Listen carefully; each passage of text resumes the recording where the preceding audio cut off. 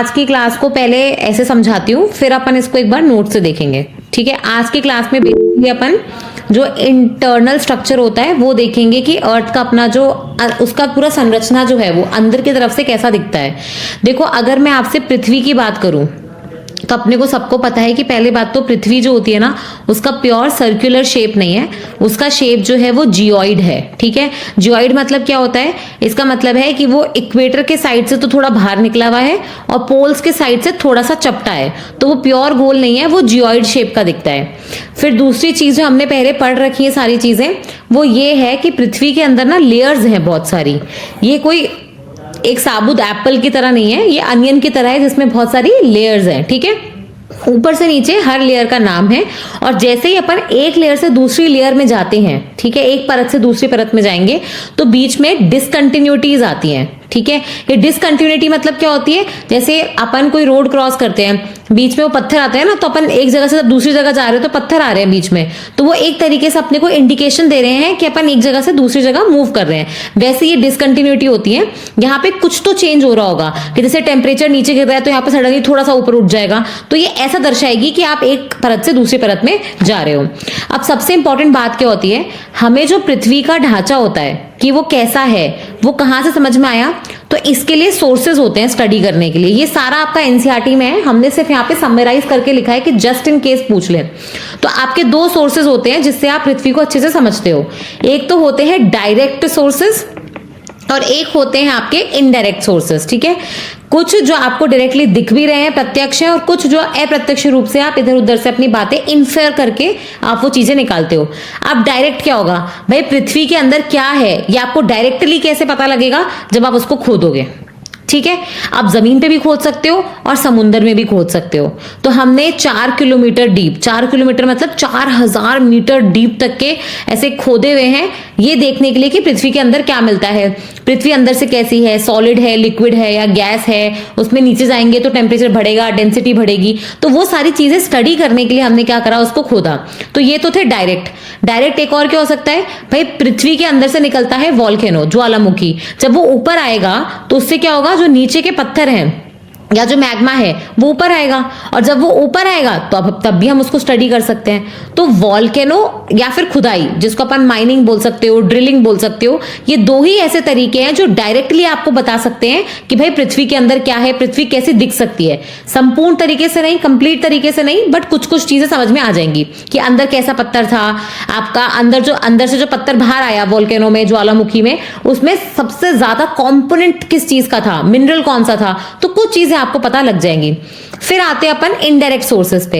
Indirect का मतलब क्या होता है, डायरेक्टली आपको कुछ पता नहीं लगेगा, आप यहाँ पे कुछ कुछ प्रॉपर्टीज समझोगे और उन प्रॉपर्टीज से आप फिर बताओगे कि अच्छा ऐसा होता है। फॉर एग्जाम्पल, अपन ने जब प्रीलिम्स की तैयारी करी होगी तो अपन ने देखा होगा कि जैसे जैसे आप अंदर जाते हो पृथ्वी के, तो अपनी जो डेंसिटी होती है, ठीक है, वो बदलती है। अपना जो गुरुत्वाकर्षण का ये जो पूरा फोर्स होता है, ग्रेविटी होता है, वो बदलता है। ठीक है, तो बेसिकली ये सारी चीजें बदल रही हैं। इसका मतलब अगर ये पूरी चीज जो है पृथ्वी के अंदर का सारा हिस्सा एक जैसा होता तो ये चीजें बदलती क्या? नहीं, ये चीजें बदल रही हैं, इसका मतलब है कि कुछ तो चेंज है। वैसे आप पृथ्वी के अंदर जाते हो तो टेम्परेचर बदलता है, आप पृथ्वी के अंदर जाओगे तो प्रेशर बदलता है। ठीक है, तो ये सारी जो चीजें हैं ये आपको इनडायरेक्टली बता रही हैं कि पृथ्वी अंदर से कैसी हो सकती है। वैसे ही आप देखोगे अपनी पृथ्वी किस में से बनेगी। पिछली बार अपन ने एक चीज पढ़ी थी कॉल्ड एज नेबुला। नेबुला मतलब एक ऐसे गैस डस्ट का क्लाउड जिसमें से सारे आपके प्लैनेट्स और पूरा सोलर सिस्टम निकला है। ठीक है, अभी जो पूरा सोलर सिस्टम निकला है, तो मुझे बात बताओ कि पृथ्वी में भी तो वही होगा, और अपने चंद्रमा में भी कुछ कुछ जो एलिमेंट्स होंगे वो सेम होंगे, अपने जुपिटर में भी कुछ कुछ एलिमेंट सेम होंगे, जो अपन एस्टेरॉइड्स होते हैं उनमें भी कुछ कुछ सेम होंगे। तो अगर आप इनमें से कुछ स्टडी कर लो तो भी तो आपको पृथ्वी के बारे में कुछ कुछ जानकारी मिल सकती है। तो ये सारी चीजों को जब आप स्टडी करते हो तो इसको बोलते हैं इनडायरेक्ट सोर्सेज। ठीक है, इनडायरेक्ट सोर्सेज में जो एक और चीज आती है वो आती है आपकी सीज्मिक वेव्स। अभी सीज्मिक वेव्स क्या होती हैं? बेसिकली अर्थक्वेक से निकलने वाली तरंगे। अर्थक्वेक क्या होता है?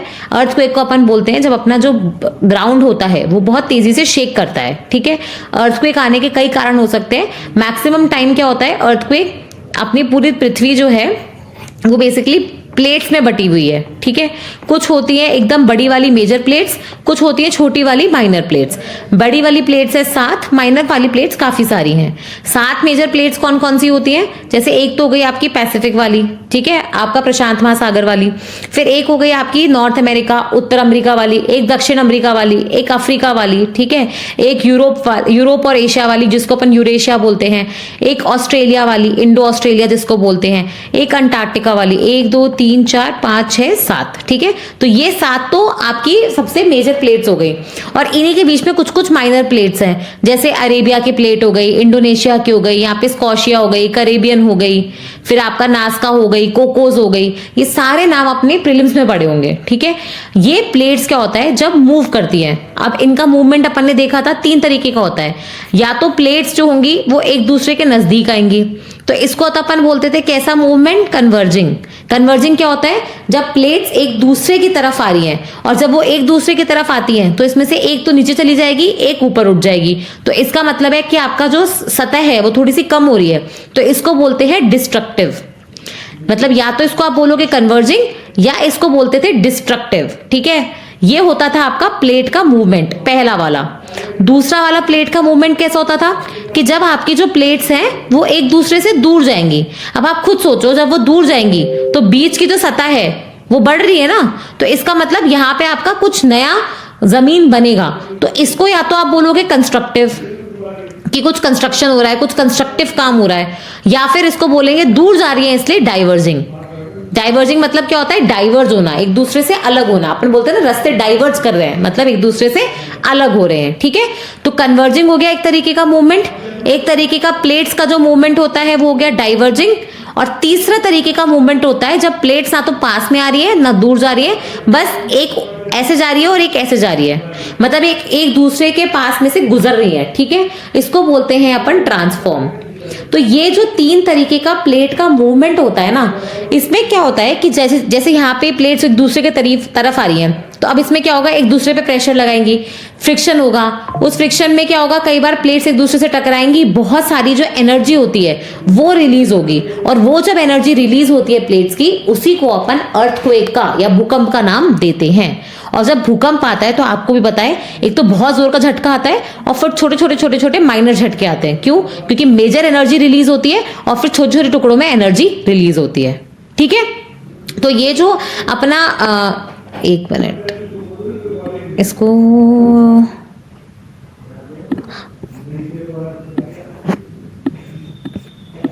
हाँ, तो ये जो अपनी एनर्जी रिलीज होती है जो ये इस फॉर्म में, ठीक है, इसी को अपन बेसिकली एनर्जी या वेव्स या सीज्मिक वेव्स बोलती हैं। ये अपने को बताती हैं जो अर्थक्वेक से निकलने वाली वेव्स है, जो तरंगे हैं वो कैसे निकलती हैं।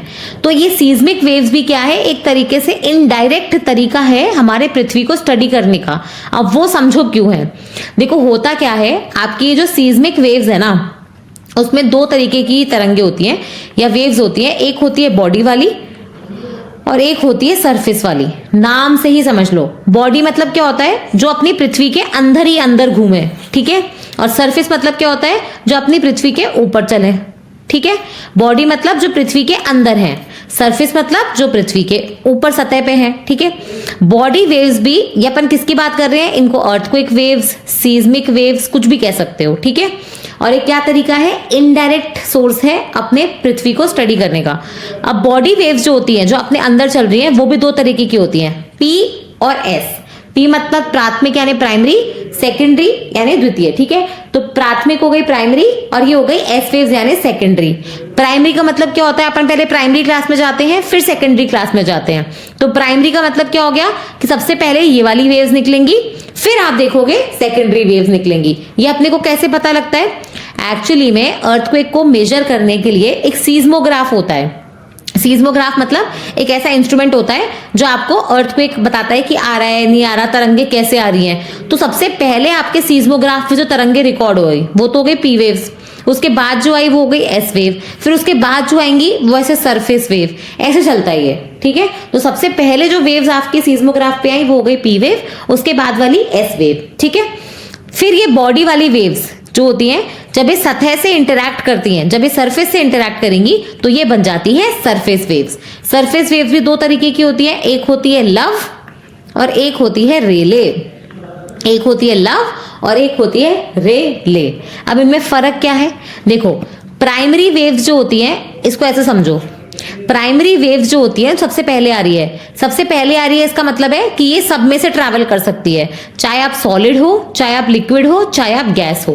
तो इसका मतलब है कि पृथ्वी जो है उसके अंदर अलग अलग तरीके की जो मैटर होता है वो हो सकता है, वो सॉलिड भी हो सकता है, फ्लूइड मतलब लिक्विड के फॉर्म में भी हो सकता है और गैस के फॉर्म में भी हो सकता है। प्राइमरी वेव की लेकिन एक खास बात है कि सबसे ज्यादा जो इनकी स्पीड रहती है, ठीक है, वो सॉलिड में रहती है, उसके बाद ये लिक्विड में रहती है और फिर गैस में रहती है, ठीक है।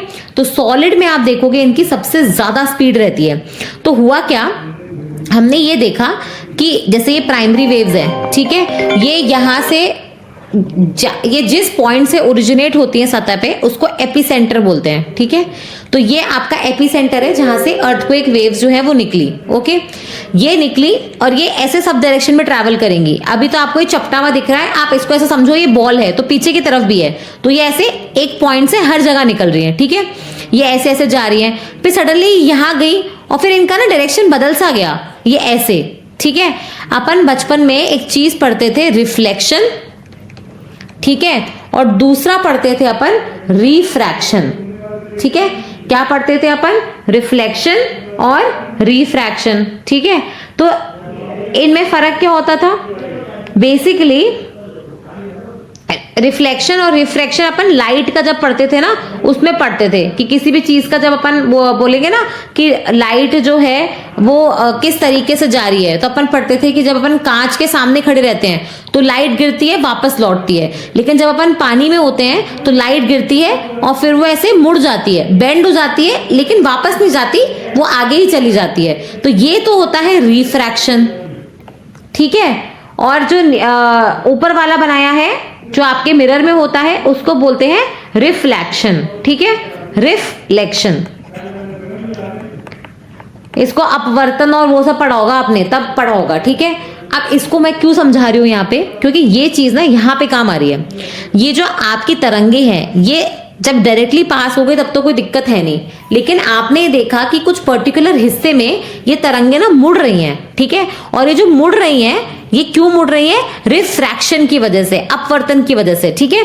तो ये जो रिफ्रैक्शन हो रहा है ये कहीं ना कहीं आपको बता रहा है कि आपके अर्थ का जो भीतरी हिस्सा है वो पूरा सॉलिड नहीं है, इसमें कहीं ना कहीं लिक्विड है, क्योंकि लिक्विड में आप देखोगे वो मुड़ने लगी है। तो इसलिए आप देखोगे, आपको पता लगा कि अर्थ के अंदर कोई लिक्विड चीज भी है। और ऐसा आपको कोई हिस्सा मिला जिसमें ये पी वेव्स आई ही नहीं रही हैं, इसको अपन बोलते थे शैडो जोन। क्या बोलते थे?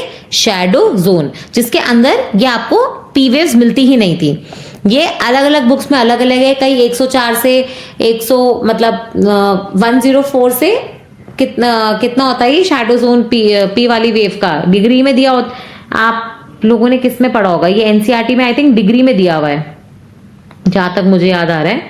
तो ये हाँ डिग्रीज में ही था, ये 104 डिग्री से 140 के आसपास है, लेकिन मैं फिर से बोल रही हूँ कई बुक्स में 142 लिखा है, कई में 144 लिखा है, बट आप 140 याद कर सकते हो, 140 के आसपास ही रहता है। तो इसका मतलब है, इसको ऐसे समझो कि ये आपका पॉइंट हो गया जहां से आपका पी वेव निकला, ठीक है। वो निकला निकला निकला, ये आ गया 104 डिग्री इधर की तरफ और 104 डिग्री इधर की तरफ, मतलब यहां से ये वाला एंगल 104 है, यहां से ये वाला एंगल 104 है, और फिर 140 यहां से और 140 यहां पे। तो ये वाला जो हिस्सा है ना, इसमें आपको कोई पी वेव नहीं मिलती है, और इसी को अपन दोनों तरफ वाले हिस्से को शैडो जोन बोलते हैं पी वेव का। फिर आ जाओ एस वेव की कहानी पे। अब ये जो एस वेव्स हैं या सेकेंडरी वेव्स हैं, ठीक है, ये क्या करती हैं? ये भी एपिसेंटर से निकलेगी, प्राइमरी वेव निकलने के बाद निकलेगी, लेकिन एस वेव की खास बात क्या है कि ये सिर्फ और सिर्फ सॉलिड में ट्रैवल कर सकती है, ये लिक्विड और गैस में मतलब चल ही नहीं सकती। तो इसका मतलब है कि पी वेव तो क्या हो रहा था कि लिक्विड में सिर्फ मुड़ रही थी, एस वेव तो गायब ही हो जाएगी।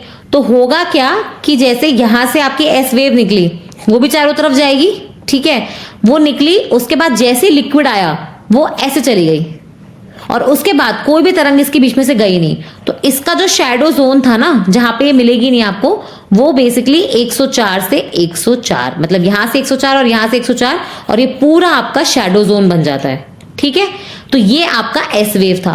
और क्योंकि आपको पता लगा कि एस वेव का शैडो जोन इतना बड़ा है, पी वेव का इतना कम है, वहीं से आपको पकड़ में आया कि हमारे पृथ्वी के अंदर कुछ ना कुछ लिक्विड भी है। ठीक है, ये पूरी राम कहानी क्यों पड़ी? क्योंकि हमें ये समझना था कि पृथ्वी कैसे बनी है, उसमें पूरा सॉलिड है, लिक्विड है, क्या है, उसमें कब चेंज हो रहा है, तो वो हम या तो डायरेक्ट से समझ सकते या इनडायरेक्ट से। ओके, अब पहले मुझे ये बताओ कि इस कहानी में किसी को कोई भी डाउट है क्या? नहीं तो मैं पीडीएफ खोलूंगी अब। ओके, सबके थम्स अप ही आ रहे हैं। तो एक बार अपन अब यहां से देख लेते हैं। देखो, तो अपना ये जो अर्थ का पूरा इंटरनल स्ट्रक्चर है, जो उसकी आंतरिक संरचना है ना, यहां से पढ़ रहे हैं अपन लोग। एक मिनट। ओके, तो सबसे पहले तो अपने को ये पता है कि जो अर्थ का आंतरिक हिस्सा है, जो उसका भाग है, वो यूनिफॉर्म नहीं है, वो एक जैसा नहीं है। उसमें अपने को पता है जो सबसे ऊपर वाली परत होती है उसको अपन क्रस्ट बोलते हैं। ठीक है, सॉरी, हिंदी में बता देती हूँ, उसको अपन भूपरपट्टी बोलते हैं। बीच वाले हिस्से को मेंटल बोलते हैं। ठीक है, और सबसे जो अंदर का हिस्सा होता है उसको कोर बोलते हैं। ठीक है, क्रस्ट, मेंटल, कोर, या फिर भूपरपट्टी, मेंटल और कोर। ठीक है, और इसमें सबसे जो पतला हिस्सा होता है वो भूपरपट्टी का होता है, ऊपर वाला। ठीक है, उसके बाद मेंटल आता है और नीचे कोर आता है। कोर सबसे ज्यादा मास वाला होता है। मास वाला मतलब क्या होता है? मतलब सबसे ज्यादा मास मतलब नहीं होगा, वैसे तो मेंटल होगा जिसमें वॉल्यूम भी ज्यादा है, मास भी ज्यादा है, पर कोर में सबसे ज्यादा भारी एलिमेंट्स होते हैं। आप इसको ऐसे समझो कि अपनी जो नाव होती है वो पानी के ऊपर क्यों तैर रही है? क्योंकि वो हल्की है। कोई भी चीज जो भारी होती है वो डूब जाती है। तो अपनी पृथ्वी में भी ऐसे ही मान के चलो, जो हल्की चीजें हैं वो ऊपर रह गई, जो भारी है वो अंदर चली गई। ठीक है, अब इसमें क्या होता है, जैसे ही आप क्रस्ट से मेंटल जाओगे, मेंटल से कोर जाओगे, तो बीच में आपको क्या मिलती है? आपको मिलती है डिसकंटिन्यूटीज। ठीक है, और ये जो डिसकंटिन्यूटीज होती हैं, इसको आप अलग अलग चीजों से, ग्रेविटी से, घनत्व से, है ना, टेम्परेचर से, अलग अलग चीजों से पहचान सकते हो। ओके, तो अब सबसे इंपॉर्टेंट बात क्या होती है कि अपनी जो पृथ्वी है, ठीक है, उसका पूरा इंटरनल स्ट्रक्चर जो है 3 लेयर्स में है। एक तो है क्रस्ट, जो सबसे भारी वाली होती है, सबसे पतली होती है। इसी में आप देखोगे आपकी जो प्लेट्स होती हैं वो आपको क्रस्ट वाले हिस्से में ही मिलती हैं। ठीक है, ये पतली ऐसे चट्टानी की परत होती है, और इसी में आपको ओशंस भी मिलेंगे और इसी में आपको कॉन्टिनेंट्स भी मिलेंगे। मतलब आपको महासागर भी मिलेगा और साथ में महाद्वीप भी मिलेंगे। फिर अगर अपन मेंटल की बात करेंगे, तो ये बेसिकली ये वाला हिस्सा जो ऐसा काफी सारा हिस्सा है आपका। ठीक है, और बिल्कुल मोटी सी परत होती है। जनरली आप देखोगे ये 2900 किलोमीटर, 2900 किलोमीटर तक अंदर गहरी होती है। ठीक है, और इसका जो ऊपर वाला हिस्सा होता है मेंटल का, वो वही हिस्सा होता है जहां से आपका मैग्मा निकल के आता है। तो ये जो मैग्मा होता है, या फिर अपन इसको मॉल्टन स्टेट बोलते हैं, या फिर इसको प्लास्टिक स्टेट बोलते हैं। ठीक है, कि मतलब पूरा सॉलिड भी नहीं है, लिक्विड नहीं है, कुछ बीच का सा है। ठीक है, और लास्ट होता है आपका कोर, जो एकदम बीच वाला हिस्सा होता है ना। और इसमें सबसे ज्यादा, मैंने क्या बताया, सबसे ज्यादा हैवी पार्ट होता है, सबसे ज्यादा डेंस पार्ट होता है, और सबसे अंदर का पार्ट भी कोर होता है। पर ये जो आपने 3 परतें बनाई हैं, इसको पढ़ने के लिए अपने को क्या करना पड़ेगा? इन्फॉर्मेशन लेनी पड़ेगी। और इन्फॉर्मेशन या जानकारी के लिए हम क्या करते हैं? बहुत सारे एविडेंसेस, सबूत इकट्ठे करते हैं। अब कुछ डायरेक्ट भी हो सकते हैं और कुछ अप्रत्यक्ष और इनडायरेक्ट भी हो सकते हैं। सबसे पहले अपन डायरेक्ट सोर्सेज देखेंगे। मैंने आपको क्या बताया? 2 ही डायरेक्ट सोर्सेज पॉसिबल हैं।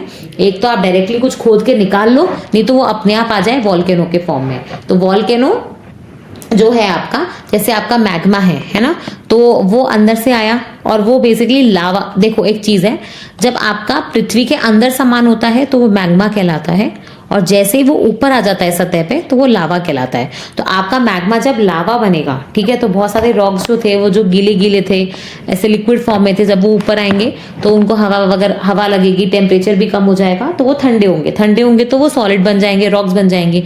आप उनका कंपोजिशन वगैरह स्टडी कर सकते हो, तो आपको पता लग जाएगा कि भाई पृथ्वी के अंदर क्या मिलता है। वैसे डीप ड्रिलिंग के जो प्रोजेक्ट्स होते हैं, जैसे मैंने 4 किलोमीटर का एग्जांपल दिया था, वो साउथ अफ्रीका में था। एक कोला करके जगह है, कोला पेनिनसुला, ठीक है, रशिया में। तो ये ऊपर की तरफ आता है ऐसे आर्कटिक महासागर में। तो वहां पे जो एक कोला पेनिनसुला है, वहां पे 12 किलोमीटर डीप आपने एक बोर होल बनाया है, और उस बोर होल्स में जैसे आप नीचे जाते हो तो आपको पता लगता है कि टेम्परेचर बढ़ रहा है, जो आपके रॉक्स हैं उनकी डेंसिटी जो हो रही है वो और हैवी होती जा रही है, ठीक है, टूटने में थोड़ी डिफिकल्टी आ रही है। तो ये सारी चीजें आपको वहां से पता लगती हैं। और तीसरा यहाँ पे मीटेरॉइड्स लिखा हुआ है। देखो मीटेरॉइड्स और एस्टेरॉइड्स में फर्क क्या होता है, सबसे पहले तो ये समझो ये उल्का पिंड क्या होते हैं। देखो मैंने आपको कल बताया था कि जैसे ये अपनी पृथ्वी है ना, इसमें ये सूरज हो गया, सूरज के आसपास बहुत सारे जो अपने प्लैनेट्स होते हैं, ग्रह होते हैं, वो चक्कर काट रहे हैं, ठीक है। मैंने आपको बताया था कि मार्स और जुपिटर, ठीक है, आपका बृहस्पति और मंगल, इनके बीच में ऐसे एक एस्टेरॉइड का बेल्ट है, ठीक है। तो ये तो वो पत्थर थे जो प्लैनेट या ग्रह बनने से रह गए, ओके। अब एक दूसरी चीज और होती है, उसको अपन उल्का पिंड या मीटेरॉइड बोलते हैं। ये ऐसे समझो कि ये आपके कुछ ऐसे रॉक टाइप के हैं, ठीक है, जिनमें थोड़ा सा मतलब ये एक तरीके से क्या होता है, जब पृथ्वी ये अपनी पृथ्वी से गुजर भी सकते हैं पास में से, ये पृथ्वी पे गिर भी सकते हैं और ये बेसिकली ऊपर भी रह सकते हैं, ओके। तो ये भी एक तरीके से पत्थर के टुकड़े ही हैं जो पुराने, जब होता है ना कि पृथ्वी बन रही होगी तब थोड़े से अलग हो गए होंगे, और ये कई बार अपने पृथ्वी के ऊपर से गुजर जाते हैं अपने एटमॉस्फेयर में से, ठीक है। कई बार आप देखोगे पृथ्वी पे गिर भी जाते हैं, ओके।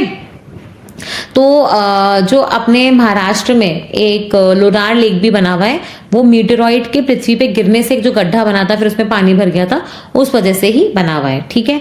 तो कई बार आप मीटेरॉइड्स जो गिर जाते हैं पृथ्वी पे, आप उनको भी स्टडी करोगे तो वो भी एक तरीके का सोर्स ही है जो हमें पृथ्वी के बारे में बताएगा। क्यों? क्योंकि वो भी तो उसी नेबुला से बना है जिस नेबुला से पृथ्वी बनी थी, ठीक है। तो लगभग आप संरचना का उसमें अनुमान लगा सकते हो, ओके। यहां तक किसी को कोई डाउट है क्या? थम्स अप कर दो।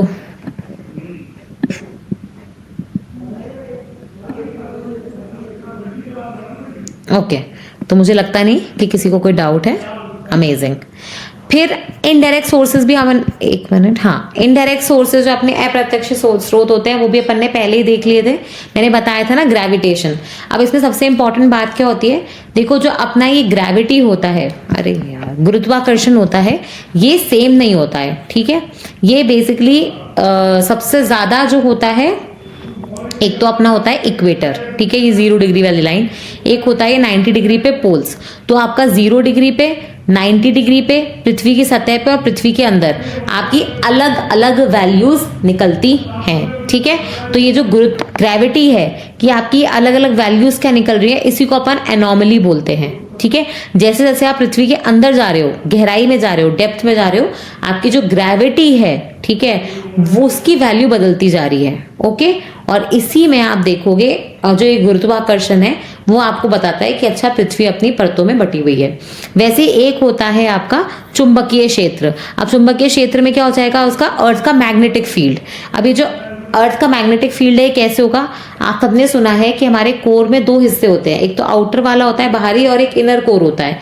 इनर कोर जो होता है वो अपना सॉलिड होता है, ठीक है, और जो आउटर कोर होता है वो अपना लिक्विड होता है। तो ये जो आउटर कोर है इसी में आप देखोगे अपना फेरोमैग्नेटिक और ये सारे हिस्से घूमते हैं, और यही जो होता है चुंबकीय एक मतलब अर्थ के ऊपर एक शील्ड बनाते हैं, ठीक है। इसी की वजह से मतलब बहुत अच्छा कंट्रीब्यूशन है इसका अर्थ की चुंबकीय क्षेत्र बनाने में। अर्थ के आसपास एक ऐसा मान लो मैग्नेटिक लाइंस वगैरह जो फील्ड बनती है। अब ये जो फील्ड है ना, मैग्नेटिक फील्ड, चुंबकीय क्षेत्र जो बन रहा है, ये भी अलग अलग जगहों पे अलग अलग होगा। तो ये अपने को बता पाएगा कि भाई अर्थ के अंदर की जो हिस्सा है उसमें परतें कुछ ना कुछ हैं। फिर वैसे सिस्मिक एक्टिविटी तो मैंने आपको बता दिया था कि अपनी जो P और S वेव्स जो होती हैं, ठीक है, जो तरंगे हैं, ये पृथ्वी के अंदर चल रही हैं, इनकी गति अलग है, इनकी दिशा अलग है, इनके शैडो जोन अलग है, ठीक है। और ये अपने को बता सकते हैं कि भाई अर्थ में लिक्विड है, कहाँ से शुरू हो रहा है, वो सारी चीजें। तो ये सिस्मिक वेव्स या भूकंपीय तरंगे जो होती हैं, ये मैंने आपको पहले ही बता दिया। जो अर्थक्वेक आता है, जब अपनी पृथ्वी में से सडनली एनर्जी रिलीज होती है, ठीक है, उस टाइम पे आप देखोगे तरंगे निकलती हैं, और ये फिर अपने पृथ्वी में से पृथ्वी के पहले अंदर चलती हैं, फिर सतह के साथ इंटरैक्ट करके यही सरफेस वेव्स भी बनाती हैं। अब कितने तरीके की होती हैं, P वेव्स और S वेव्स क्या थी, बॉडी वेव्स थी, ठीक है। और उसके अलावा एक आपकी सतह वाली सरफेस वेव भी होती है। सरफेस वेव में 2 होती हैं, एक होती है लव और एक होती है रेले। ये जो लव वेव होती है ऐसे ऐसे सांप की तरह, लेफ्ट राइट आपकी जमीन को शेक करती है। याद रखना, अपना जो डैमेज होता है अर्थक्वेक में, भूकंप आने पे, वो सरफेस वेव की वजह से होता है, क्योंकि बॉडी वाली तो अंदर अंदर है ना, वो सरफेस पे थोड़ी कोई नुकसान कर रही है। जो नुकसान हो रहा है वो सरफेस वेव से होता है, ठीक है। तो ये जो लव वेव्स होती है वो ऐसे लेफ्ट राइट चलती है, और जो रेले वेव्स होती है ना वो ऊपर नीचे लेफ्ट राइट, ऊपर नीचे लेफ्ट राइट, तो मतलब इस एकदम 360 डिग्री नुकसान करके जाती है। तो सबसे ज्यादा खतरनाक जो होती है ना वो रेले वेव होती है, ठीक है। और मतलब इससे आप देखोगे जितना डिस्ट्रक्शन होता है, ओ माय गॉड, अगर ये वाली भूकंप में रेले वेव ज्यादा निकल जाए तो बहुत ज्यादा नुकसान होता है। बट ये तो ठीक है, आपका उसका प्री का पोर्शन था। बट बॉडी वेव्स जो होती हैं वो दो तरीके की हो गई, एक तो आपका पी वाली तरंगे जिसको प्राथमिक बोलते हैं, और एक आपकी द्वितीयक हो गई यानी एस तरंगे। देखो सबसे इंपॉर्टेंट बात क्या होती है, एक पी वेव्स को यहाँ पे लिखा है कि ये लॉन्जिट्यूडनल है, या फिर आप देखोगे संपीड़न तरंगे है। मतलब जैसे मैं भी आपको पढ़ा रही हूँ, ठीक है, मेरे मुंह से कुछ शब्द निकले, तो उन्होंने क्या करा, अपने जो बाजू वाली हवा थी उसको कंप्रेस किया, उसके जो बाजू वाली थी वो थोड़ा सा गैप में आ गई, फिर उसको कवर करने के लिए उसके आगे वाली जो थी वो कंप्रेस हो गई। तो जब आपकी तरंगे है ना ऐसे चलती हैं कि कंप्रेशन हो रहा है, रेयरफैक्शन हो रहा है, कंप्रेशन हो रहा है, फिर आप देखोगे दूर दूर जा रही है, तो इसको अपन बोलते हैं लॉन्जिट्यूडनल वेव्स या फिर कंप्रेशनल वेव्स। ओके, तो आपकी जो पी वेव्स होती हैं वो साउंड की तरह काम करती हैं, वो साउंड वेव्स की तरह चलती हैं, और ये सॉलिड, लिक्विड और गैस तीनों में से चल सकती हैं। और पी और एस में से कौन सबसे तेज होती है, आपकी पी वेव्स। ओके, समझ में आ गया। और क्योंकि जिस डायरेक्शन में बोल रही हूँ उसी डायरेक्शन में ये आगे बढ़ रही है, इसका मतलब क्या है कि ये जिस डायरेक्शन में आप चल रहे हो उसी डायरेक्शन के पैरेलल वाइब्रेट करती हैं। ये पी हो गई, तो एस इसका उल्टा कर दो, एस में क्या हो जाएगा, ये ऐसे ऐसे, ये अपन बोल इस डायरेक्शन में रहे हैं, चल इस डायरेक्शन में ले रहे, लेकिन ये ऊपर नीचे जा रही है, ठीक है। तो इनको अपन बोलते हैं ट्रांसवर्स वेव्स, यहाँ पे होगा नीचे, इनको अपन शेयर तरंगे बोल सकते हैं, या फिर इनको अनुप्रस्थ यानी ट्रांसवर्स तरंगे भी बोल सकते हैं। ये जिस डायरेक्शन में अपन चल रहे हैं उसके परपेंडिकुलर, मतलब ऊपर नीचे ट्रैवल करती हैं। ये पी वेव से थोड़ी कम स्पीड में चलती हैं, और ये सिर्फ और सिर्फ सॉलिड से चल सकती हैं। ये अपन ने देखा ही है, तभी इनका जो शैडो जोन होता है वो काफी बड़ा होता है। तो अगर अब आपसे कोई पी वेव और एस तरंगों के बीच में कंपैरिजन बनवाने को बोले, तो उसमें आप क्या करोगे, एक तो कंप्रेशन है करती है, और एक बेसिकली शेयर करती है। एक फास्ट चलती है, एक स्लो चलती है। ये सबसे पहले आती है, ये बाद में आती हैं। ये तीनों से चल सकती हैं, ये सिर्फ सॉलिड से चल सकती हैं। ये आप देखोगे हमारे अर्थ में कोर से भी निकल सकती है, मेंटल से भी निकल सकती है। ये मेंटल और कोर, ये कोर में से तो बिल्कुल ही नहीं निकलती, ब्लॉक कर देता है ना उसको कोर, जो अपना आउटर कोर था। फिर आप देखोगे ये पी वेव से क्या कर सकते हो, अपनी जो मेजर बाउंड्री निकल रही है, ऊपर ऊपर के शैडो जोन निकल रहे हैं, वो चेक कर सकते हो। इससे अपन कोर की बाउंड्री चेक कर सकते हैं, क्योंकि कोर पे तो ये बिल्कुल लिक्विड कोर जहां पे आएगा ये वहां पे खत्म हो जाएगी, ठीक है। तो ये जो था वो आपका पी और एस वेव्स का डिफरेंस था, और इसमें बस यही था कि ये अपने को कैसे हेल्प करते हैं। भाई खुद सोचो ना, पी एक तो इनका शैडो जोन है, वहां से पता लग गया, एक अपने को कोर की बाउंड्री पता लग गई, क्योंकि आउटर कोर जो होता है वो लिक्विड होता है, और अपने को पता है कि लिक्विड से जो एस वेव्स है वो नहीं निकलती। तो जहां से आपकी एस वेव्स नहीं निकली, उस एंगल से जब आप करोगे तो आपको पता लग जाएगा कि अपना कितनी बाउंड्री पे आउटर कोर आ रहा है। तो वो बाउंड्री जो थी ना 2900 किलोमीटर वाली, वो अपने को पता लगे कि वहां से अपने आउटर कोर की शुरुआत होती है, ठीक है। प्लस आप देखोगे पी और एस वेव्स की वेलोसिटी में डिफरेंस आता है, करेक्ट है। तो उससे अपने को पता लगता है कि भाई अंदर जा रहे हो तो कितना आपका घनत्व और डेंसिटी वगैरह में चेंजेस आ रहे हैं, ओके। और लास्ट है आपका कि जो ये अपना मतलब जैसे आप एक परत से दूसरी परत में गए तो बहुत सारी क्या होता है, ये असतताएं होती हैं, मतलब उसमें डिसकंटिन्यूटीज होती हैं, और जो डिसकंटिन्यूटी होती है वो ही आपको बता रही है कि भाई परतें कितनी सारी हैं, 3 है, 5 है, 4 है, 6 है, क्या है, ठीक है।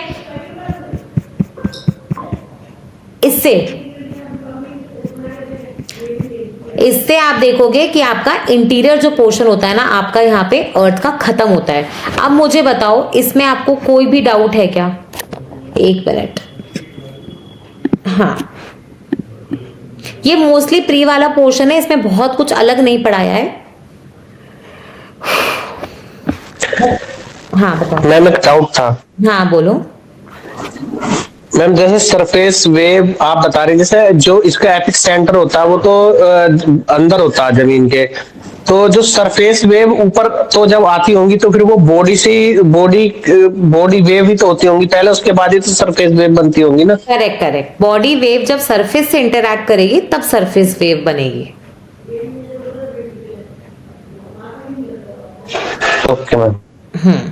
ये ऐसे बहुत डिफिकल्ट टॉपिक्स नहीं है इनमें, तो मतलब अगर आ जाए ना तो ऐसे समझना है कि ये बोनस मार्क्स हैं और इसमें तो हमें फुल ऑन मतलब 10 on 10 टाइप लाना है। इसमें तो कोई गुंजाइश ही नहीं है कि हम कुछ गलत करके आए। ठीक है, तो यही चीज यहाँ पे लिखी हुई है।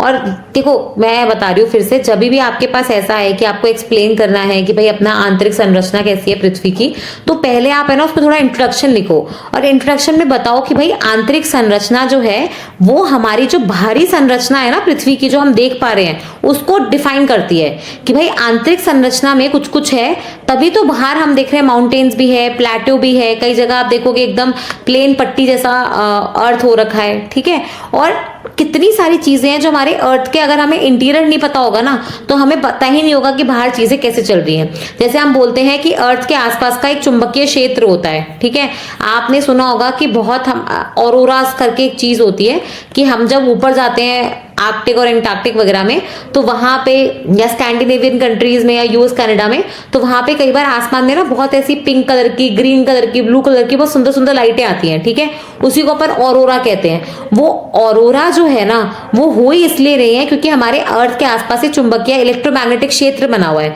अभी इलेक्ट्रोमैग्नेटिक क्षेत्र ना अपने आप नहीं आया है, इसका भी अर्थ के इंटीरियर से कोई लेना देना है। तो कितनी छोटी छोटी चीजें हैं जो आपके अर्थ के इंटीरियर पे डिपेंड करती हैं। ठीक है, अर्थ के इंटीरियर की वजह से ही आपके यहाँ पे ज्वालामुखी फट रहे हैं, आपके यहाँ पे अर्थक्वेक्स आ रहे हैं। तो अगर अर्थ का इंटीरियर समझ लिया तो हम बाहर होने वाले इंसिडेंसेस को भी या बाहर होने वाले इंटरेक्शन को भी अच्छे से समझ पाएंगे। ठीक है, आने वाले डिजास्टर्स को हम समझ पाएंगे, उनके लिए पहले से प्रिपेयर हो पाएंगे। हम बनाते हैं ना, जैसे हम लोग अर्थक्वेक होता है तो अर्थक्वेक का अपन पूरे जोनेशन करते हैं। जोनेशन मतलब क्या होता है, अर्थक्वेक के लिए बताने के लिए कि भाई कहाँ पे ज्यादा चांसेस है अर्थक्वेक आने के, कहाँ पे कम है, तो अपन पूरे भारत को ऐसे अलग अलग क्षेत्रों में बांटते हैं, जोन्स में बांटते हैं, 1 2 3 4 ऐसे करके। तो इसमें क्या होता है 1 2 3 4 5, तो 5 मतलब होता है सबसे ज्यादा चांसेस है यहाँ और भूकंप आने के, और जोन 2 होता है जहाँ पे सबसे कम चांसेस हैं, मतलब जोन 1 फिर जोन 2 ऐसे। तो भारत में आप देखोगे जो 2 से लेकर 5 तक बांटा हुआ है, 2 3 4 5। ठीक है, तो जब ये आपको पता कैसे लगेगा कि ये 2 नंबर का है, ये 3 नंबर का है, तो उसमें भी आपको अर्थ के इंटीरियर का थोड़ा थोड़ा स्टडी करना पड़ेगा।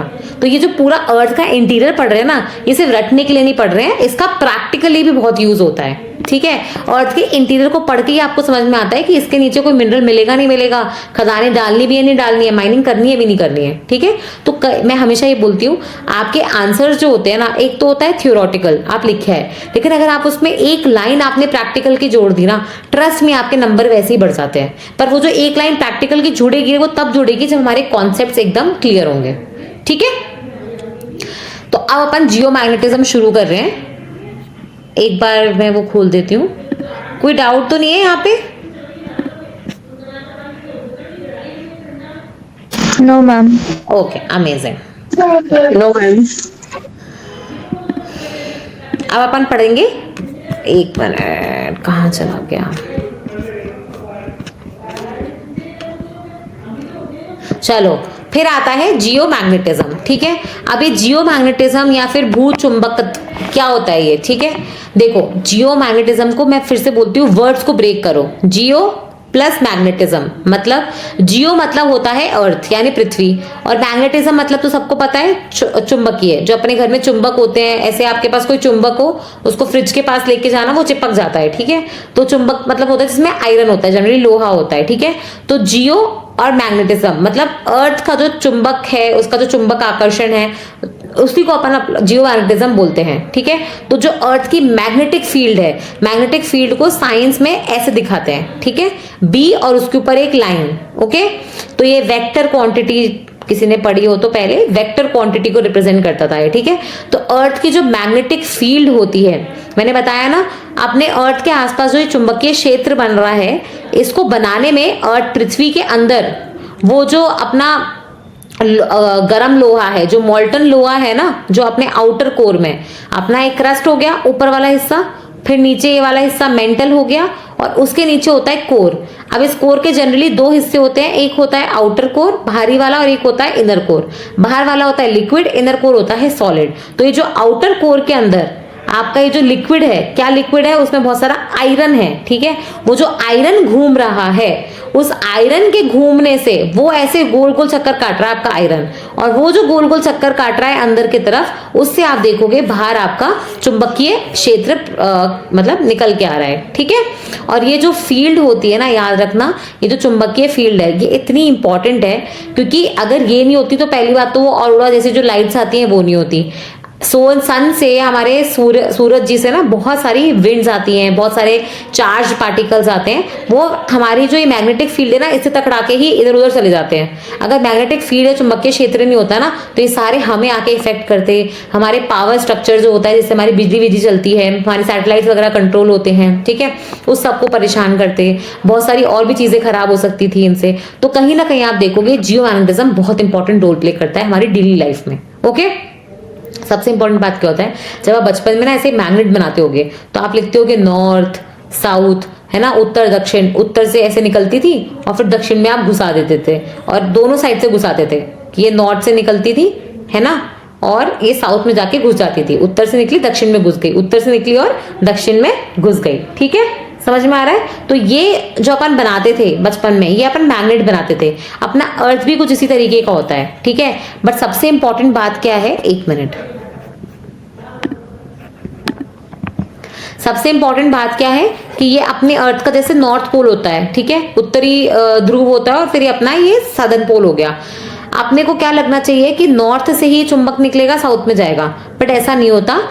अर्थ का जो ज्योग्राफिकल नॉर्थ है, जो भौगोलिक अपन बोलते हैं ना उत्तर हिस्सा है, और जो अपना मैग्नेट का उत्तर है वो ऑपोजिट भी हो सकता है। मतलब ये अपना ज्योग्राफिकल वाला नॉर्थ हो जाएगा 90 डिग्री वाला, लेकिन अपना जो मैग्नेट है वो पूरा उल्टा भी हो सकता। तो अपनी जो चुंबकीय क्षेत्र है वो यहां से निकल के ऊपर से अंदर आ सकती है। ठीक है, तो ये याद रखना, कहीं ये आ जाए कि नॉर्थ पोल और जो अपना ज्योग्राफिकल नॉर्थ और अपना जो चुंबकीय वाला नॉर्थ होता है, जरूरी नहीं है कि वो सेम दिशा में रहे, वो उल्टे भी हो सकते हैं, क्योंकि जो ये वाला नॉर्थ है ना, ये चुंबकीय वाला, ये डिसाइड हो रहा है हमारे आउटर कोर में जो करंट्स हैं।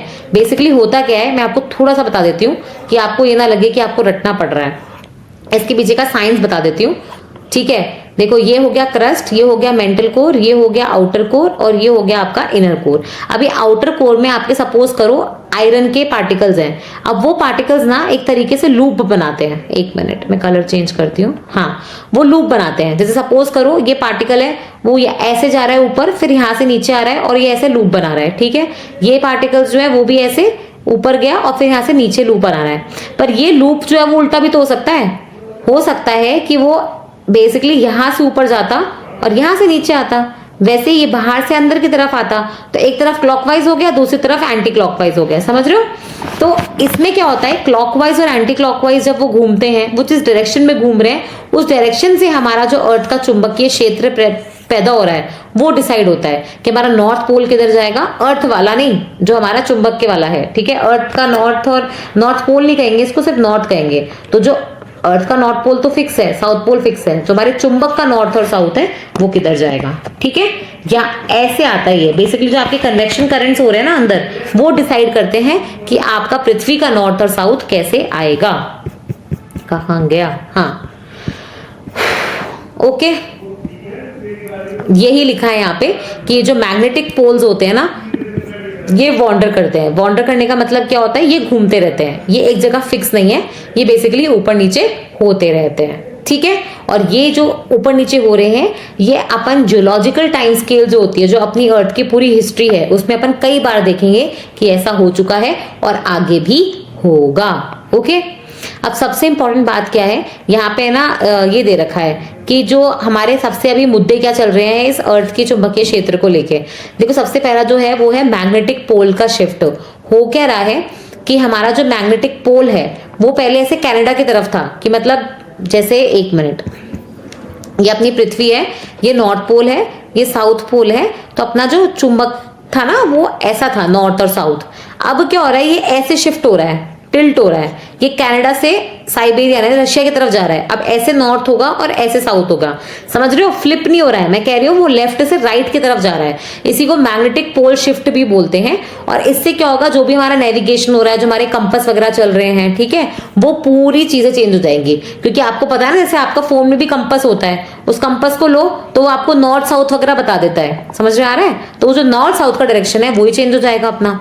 फिर वैसे ही आप देखोगे जो फील्ड की वीकनिंग हो रही है। अब फील्ड की वीकनिंग क्या है, ये चीज ना आपको बहुत नई चीज है, ये अभी न्यूज में भी थी कि हमारे यहाँ पे जो अपना दक्षिण अटलांटिक महासागर है, ठीक है, वहां पे एक तरीके से एनोमली मतलब क्या होता है, जो चीज होनी चाहिए थी वो नहीं हो रही है, कुछ और ही हो रहा है, ठीक है। मैं बोल रही हूँ टेम्परेचर कम होना चाहिए था, ताप कम होना चाहिए था, बट सडनली कम होने के बजाय बढ़ने लग गया, तो इसको बोलेंगे एनोमली। तो ये अपने को जो दक्षिण अटलांटिक है वहां पे एक एनोमली देखने को मिलती है। उसमें क्या होता है कि कई जगह पे सिर्फ दक्षिण अटलांटिक में ही आपको दिखेगा जो स्ट्रेंथ होता है अपना चुंबक का वो कम हो रहा है, ठीक है। इस वजह से क्या होता है, अपने जो सैटेलाइट्स और बाकी सारी चीजें होती हैं वो भी इफेक्ट होती है। समझ में आ रहा है? ये देखो, ये चीज थी, वेरी गुड। ये अपनी पृथ्वी है, ये पृथ्वी के आसपास ऐसे शील्ड टाइप की बना रखी है ना, ये अपनी अर्थ की मैग्नेटिक फील्ड, और ये अपने को प्रोटेक्ट करके है। अगर ये नहीं हो ना तो पूरी की पूरी सौर के साथ, सौर ऊर्जा के साथ जो अपनी विंड में बहुत सारे छोटे छोटे चार्ज पार्टिकल्स आ रहे हैं ना, वो अपने पूरे स्ट्रक्चर को डिस्ट्रॉय करते हैं। तो ये जो मैग्नेटिज्म है अपना, है ना, उसका जो चेंज हो रहा है, ऊपर जो चेंजेस हो रहे हैं, इसका कहाँ कहाँ पे अपने को इम्पैक्ट देखने को मिलेगा? एक तो मैंने बताया ना, नेविगेशन में देखने को मिलेगा। नेविगेशन का मतलब क्या होता है कि बेसिकली आपकी जो शिप्स होती हैं जो समुद्रों में चलती हैं वो कंपास यूज कर रही हैं। आपके जो ये चलते हैं एरोप्लेन्स वगैरह चलते हैं, एविएशन वगैरह, वो भी आप देखोगे डायरेक्शन को यूज कर रहे हैं। इनफैक्ट आपकी पता है कुछ बर्ड्स जो होती है ना वो भी इनको यूज करती हैं। तो इन सबके नेविगेशन पे फर्क पड़ेगा। दूसरा, आपके सैटेलाइट्स और आपका पूरा पावर का जो स्ट्रक्चर है, ठीक है। क्यों? क्योंकि मैंने बताया ना, अगर ये सोलर विंड हमारे यहाँ तक पहुंच गई पृथ्वी तक, तो ये हमारा जो पावर है, ट्रांसमिशन लाइंस जो जा रही है उसको डिस्टर्ब कर देगी, समझ रहे हो। और हमारे सैटेलाइट्स वगैरह को भी डिस्ट्रॉय कर सकती है। उनसे जो हमारे सिग्नल आते हैं, रेडियो कम्युनिकेशन आते हैं, तो वो भी डिस्ट्रॉय हो सकते हैं। तो इसीलिए आप देखोगे उनको इम्पैक्ट कर सकती है, ठीक है। दूसरा, आप देखोगे हेल्थ भी तो होगा भाई। जितने ज्यादा चार्ज पार्टिकल्स हमारे पृथ्वी पे आएंगे तो एनिमल, प्लांट, ह्यूमन हेल्थ तीनों ही इन चीजों से इफेक्ट होंगी। समझ में आ गया क्या ये चीज? पहले मुझे ये बताओ कि ये चीज समझ में आ गई क्या? एक मिनट, मैं ये खोलती हूँ गूगल। Okay, very good. ये जियोमैग्नेटिज्म पे ऑलरेडी यूपीएससी मेंस में तो क्वेश्चन आ चुका है पूरा ढंग से डायग्राम के साथ। और डायग्राम जरूर बनाना है, ये वाला बना लो, नहीं तो जैसे मैं बनाती हूँ वो वाला बना सकते हो कि आपने पृथ्वी बना दी, फिर आपने ऊपर नीचे से ऐसे वो निकाल दिए, ठीक है, लाइंस। और यहाँ पे आपने से सूरज बना दिया और सूरज से कुछ लाइंस बना निकाल दो, हो सके तो अलग कलर यूज कर लेना। और ये हमारी पृथ्वी जो है ये लाइंस इसको प्रोटेक्ट करके, तो सूरज वाली लाइंस बाहर से निकल गई और ये जो है वो ऐसे करके निकल गई, ठीक है। तो ऐसा डायग्राम भी बना सकते हो, डिपेंड करता है। देखो डायग्राम जो होता है ना वो तो आपके ऊपर है, आप जो सहूलियत से बना पाओ। हो सकता है किसी का डायग्राम अच्छा बनता हो, किसी का डायग्राम खराब बनता हो। पॉइंट ये है कि डायग्राम जब बनाओ उसमें लेबलिंग जरूर कर देना, उसमें लिख जरूर देना, नहीं तो ऐसा डायग्राम देख के तो कोई समझ नहीं पाएगा कि आप क्या बता रहे हो। तो आपको यहाँ पे अर्थ लिखना पड़ेगा, फिर आपको यहाँ पे नॉर्थ पोल और साउथ पोल लिखना पड़ेगा, फिर यहाँ पे आपको मैग्नेटिक नॉर्थ, चुंबकीय नॉर्थ और चुंबकीय दक्षिण साउथ, ठीक है, वो दिखाना पड़ेगा। फिर यहाँ से लाइंस निकालना, यहाँ से अंदर घुसाना, ठीक है, समझ रहे हो। फिर यहाँ पे एस यानी सन लिखना पड़ेगा, फिर इसको दूसरे कलर में दिखा देना कि यहाँ से ऐसे रेज निकल रही है, इसके आगे सोलर विंड लिख देना। समझ में आ रहा है? ये मतलब है ना, डायग्राम बनाने की आर्ट होती है। डायग्राम ऐसे नहीं कि कुछ भी बना के आ गए बिना लेबलिंग के, उसको क्या पता तुम क्या बना रहे हो, तो तुम्हें लेबलिंग करनी पड़ती है, ठीक है। अब आता है अपन, देखो ये वैन एलन बेल्ट पे। आप ऐसे समझो कि हमारे पृथ्वी के आसपास ऐसे चुंबकीय क्षेत्र की दो बेल्ट बनी हुई हैं, ठीक है। इन दो बेल्टों को मिला के हम वैन एलन बेल्ट बोलते हैं। और ये जो बेल्ट है ये अपने को मैंने अभी बताया ना, ये सोलर विंड हो गया, जो सोलर पार्टिकल्स हो गए, है ना, चार्ज पार्टिकल्स हो गए, उससे बचा के रखती हैं। तो हमारा जो चुंबकीय क्षेत्र है वो ऐसा ही है, बट इसके जैसे क्या होता है, दो बेल्ट क्रिएट हो रही है, इसको अपन वैन एलन बेल्ट बोलते हैं। और ऑरोराज मैंने आपको समझाई दिए थे, मैं फिर भी बता देती हूँ क्योंकि यूपीएससी मेंस में पूरा फुल फ्लेजेड क्वेश्चन आया है, ठीक है। ऑरोराज क्या होते हैं? ऑरोरास एक तरीके से जो कलर्ड आपको लाइट्स दिखती हैं, और ये कहाँ पे दिखती है, फिक्स है, ये आपको नॉर्थ पोल पे और साउथ पोल पे ही दिखेंगी। ठीक है, ऐसा क्यों होगा, क्योंकि हमारी जो पृथ्वी है ना उसमें चाहे चाहे यहाँ पे मैग्नेटिक नॉर्थ हो या साउथ हो, जनरली यहीं पे रहता है। तो आप यहाँ पे होता क्या है ऐसा, तो यहाँ पे आप ये देख रहे हो कि पोल्स के आसपास थोड़ा सा हिस्सा है जो खाली है, यहीं से आपके जो सोलर विंड्स या चार्ज पार्टिकल्स हैं वो हमारी पृथ्वी के वातावरण में, एटमॉस्फेयर में घुसते हैं। यहाँ पे जब वो घुसते हैं, ठीक है, तो वो चार्ज पार्टिकल्स है, उनके पास बहुत सारी एनर्जी है, तो वो ये एनर्जी जो यहाँ पे गैसेस प्रेजेंट होंगी ना, उसके जो उनके इलेक्ट्रॉन्स होते हैं उनको बाहर निकाल देते हैं। ठीक है, उनके इलेक्ट्रॉन्स को एक्साइट कर देते हैं। ये आपने बचपन में पढ़ा होगा, जैसे अपना ये एटम होता है तो उसमें बीच में तो प्रोटॉन्स होते हैं और इलेक्ट्रॉन्स ऐसे चक्कर मार रहे होते हैं, तो जब इलेक्ट्रॉन्स को एनर्जी दे देते हो तो वो बाहर कूद के चले जाते हैं बाहर वाले शेल में, और फिर वो थोड़े टाइम बाद वापस आ जाते हैं, और जब वो वापस आते हैं तो वो कोई ना कोई लाइट एमिट करते हैं, कोई ना कोई वेवलेंथ की। ठीक है, और ये जो ये बेसिकली यहाँ पे ऑरोरा में भी यही हो रहा है। मैं आपको साइंस समझा रही हूँ, पीछे की रटाना होता तो 1 मिनट में समझा देती, पर इसमें साइंस क्या हो रही है कि जो सोलर विंड के पार्टिकल्स हैं वो घुसे यहाँ पे।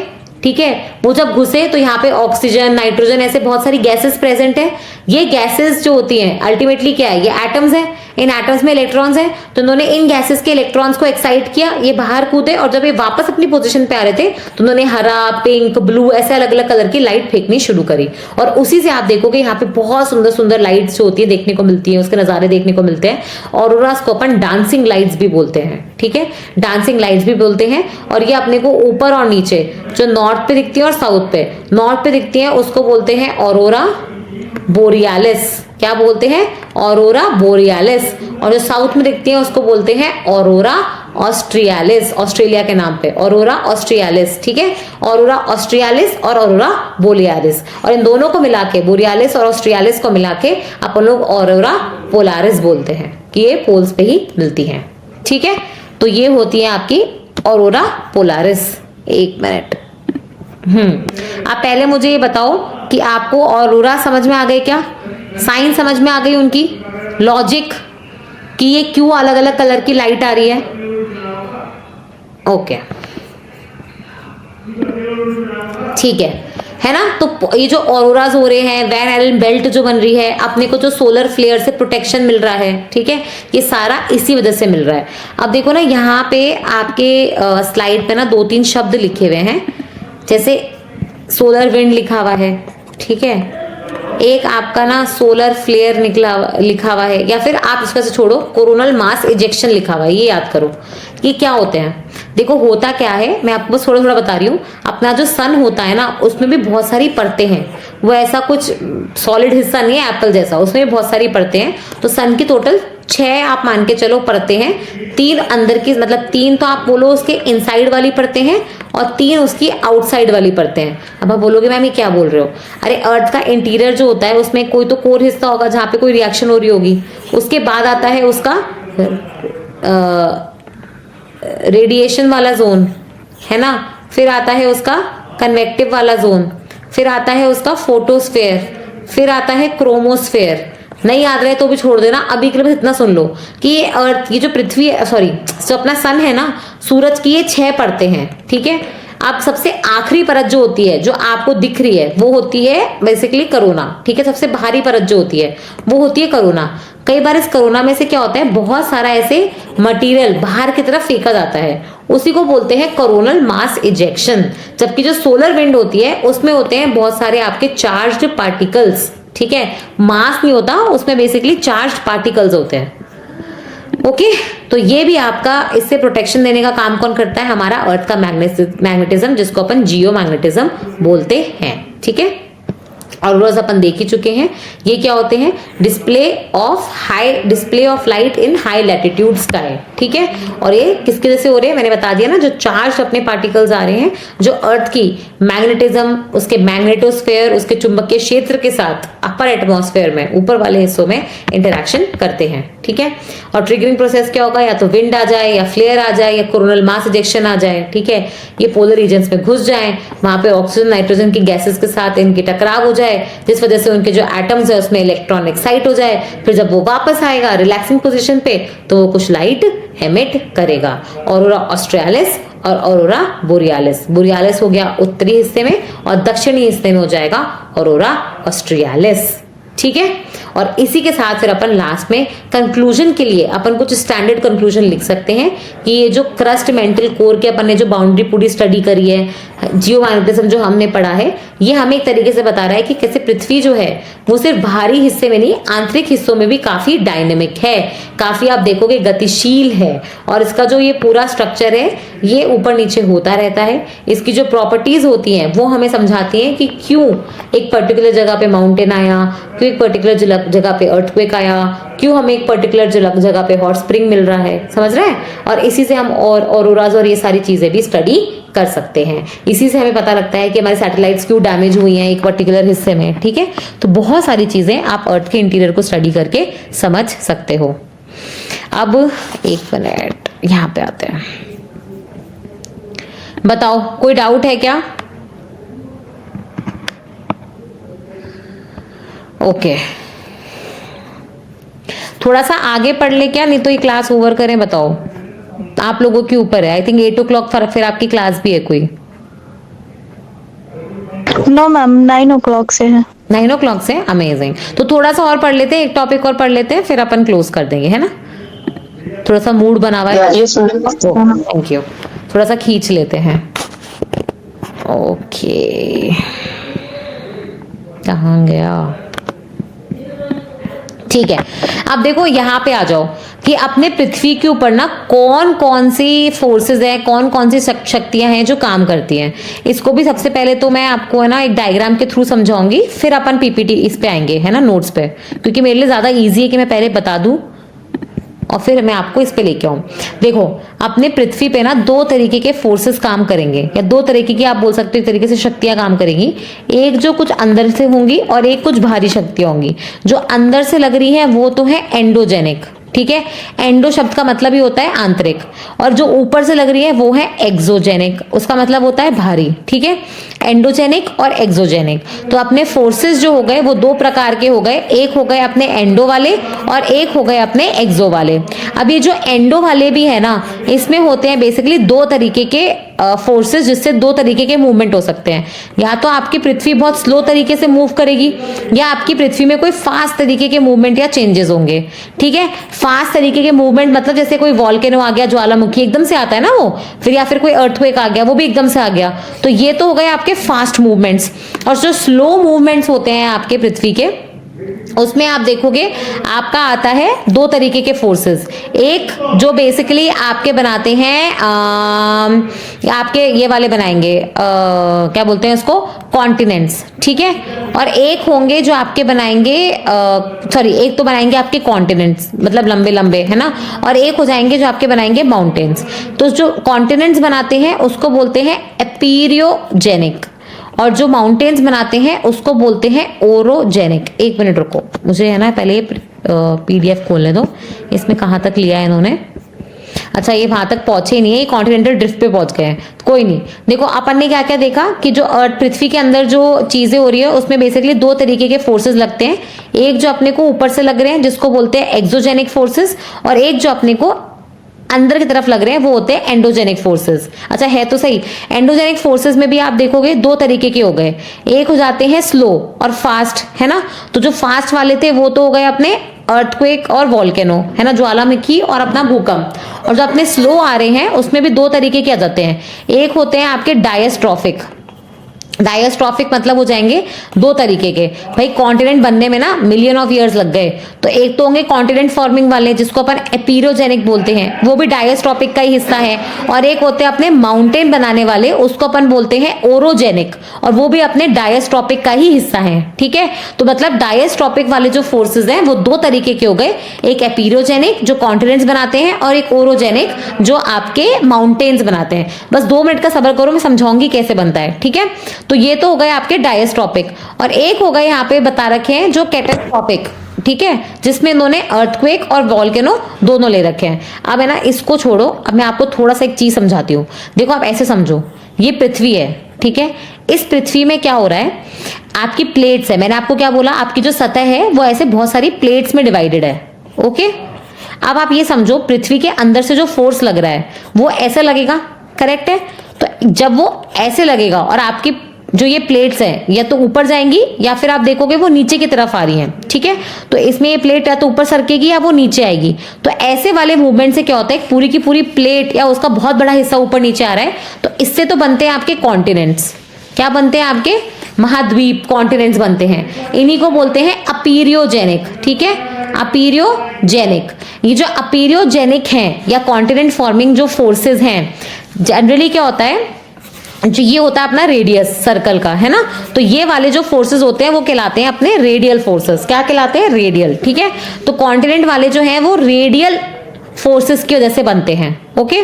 पर इसी में देखो ये प्लेट इस तरफ आ गई, ये भी इस तरफ आ रही है, तो ये हो जाएगा अपना कन्वर्जिंग मूवमेंट या डिस्ट्रक्टिव वाला, ठीक है।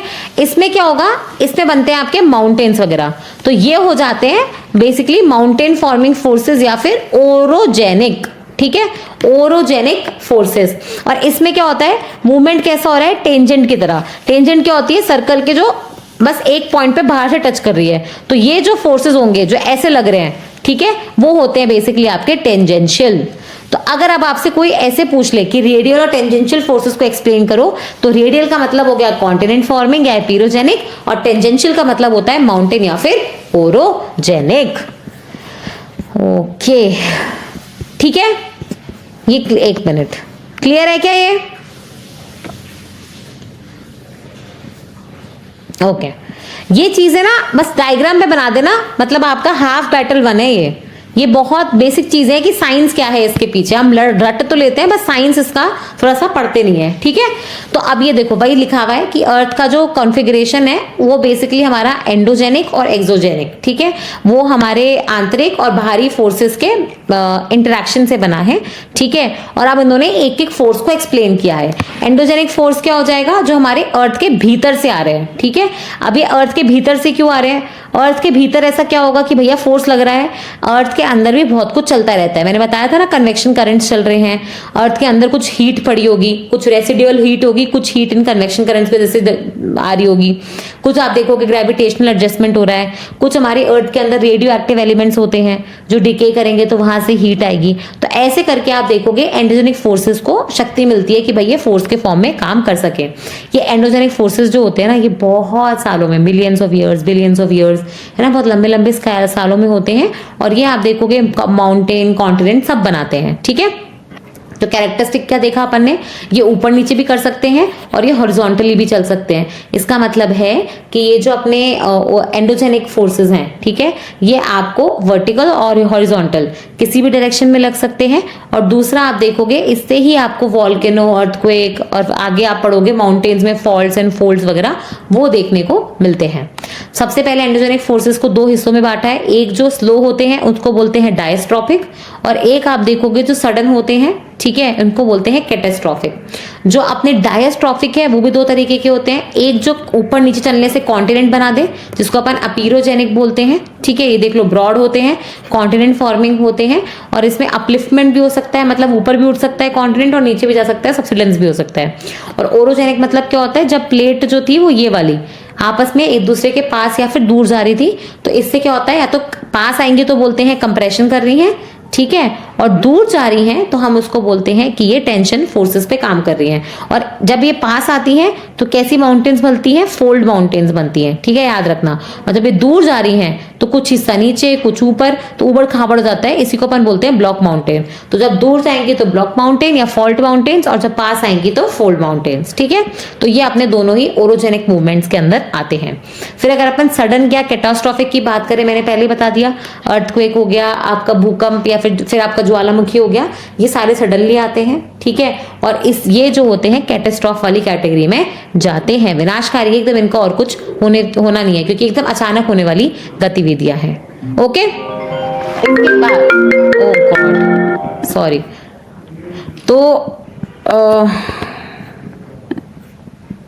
कहाँ गया, हाँ, यहां तक पहले बताओ किसी को डाउट है क्या?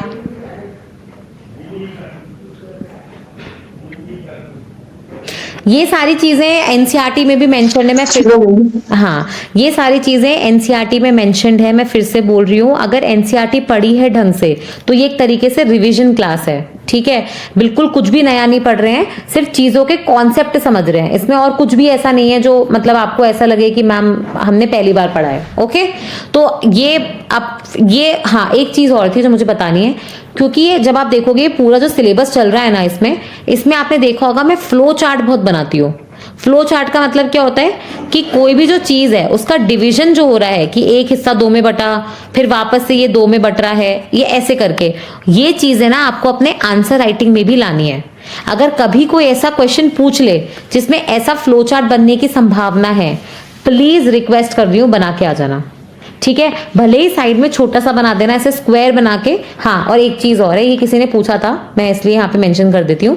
मैम डायग्राम को कैसे करना है, देखो सपोज करो आपका ये आंसर राइटिंग है, मैं सिर्फ एग्जांपल लेके बता रही हूँ, आपने लिखा, ठीक है, या तो आप डायग्राम बीच पे बना के ऐसे स्क्वायर करके फिर उसमें कुछ बना दो, ठीक है, पर इसमें क्या होता है जगह चली जाती है।